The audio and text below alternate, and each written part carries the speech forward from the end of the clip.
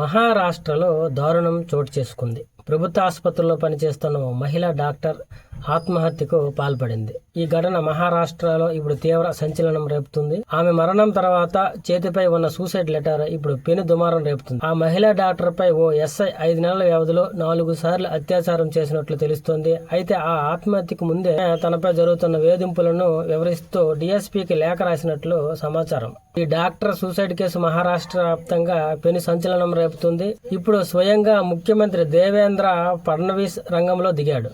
ఉన్నతాధికారులకు ఆదేశాలు ఇవ్వడంతో వెంటనే ఆ ఎస్ఐపై సస్పెన్షన్ వేటు వేశారు. సతారా జిల్లాలో ఫల్టాన్ సబ్ డిస్టిక్ ఆసుపత్రిలో మెడికల్ ఆఫీసర్ గా పనిచేస్తున్న ఓ మహిళా డాక్టర్ గురువారం రాత్రి ఆత్మహత్య చేసుకుంది. ఆమె చేతిపై రాసిన సూసైడ్ నోటు ఇప్పుడు తీవ్ర ఆరోపణలు దారితీస్తుంది. బాధితురాలు తన చేతిపై రాసిన నోట్లో ఫల్టాన్ రూరల్ పోలీస్ స్టేషన్ చెందిన సబ్ ఇన్స్పెక్టర్ గోపాల్ బద్నే తన చావుకు కారణమని స్పష్టంగా పేర్కొంది. పోలీస్ ఇన్స్పెక్టర్ గోపాల్ బద్నానే తన మరణానికి కారణమని, అతడు తనను 4 సార్లు అత్యాచారం చేశాడని ఆ సూసైడ్ లేఖలో పేర్కొంది.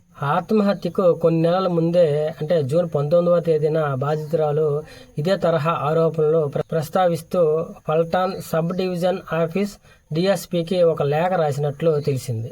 ఆ లేఖలో ఆమె అసిస్టెంట్ పోలీస్ ఇన్స్పెక్టర్ లడ్పుత్రే సహా 3 ఫల్టాన్ రూరల్ పోలీసుల అధికారులపై వేధింపు ఆరోపణలు చేసింది. వారిపై చట్టపరమైన చర్యలు తీసుకోవాలని కోరింది. తాను తీవ్ర ఒత్తిడితో ఉన్నానని, ఈ అంశంపై దర్యాప్తు జరిపి తప్పు చేసిన అధికారులపై చర్యలు తీసుకోవాలని ఆమె విజ్ఞప్తి చేసింది.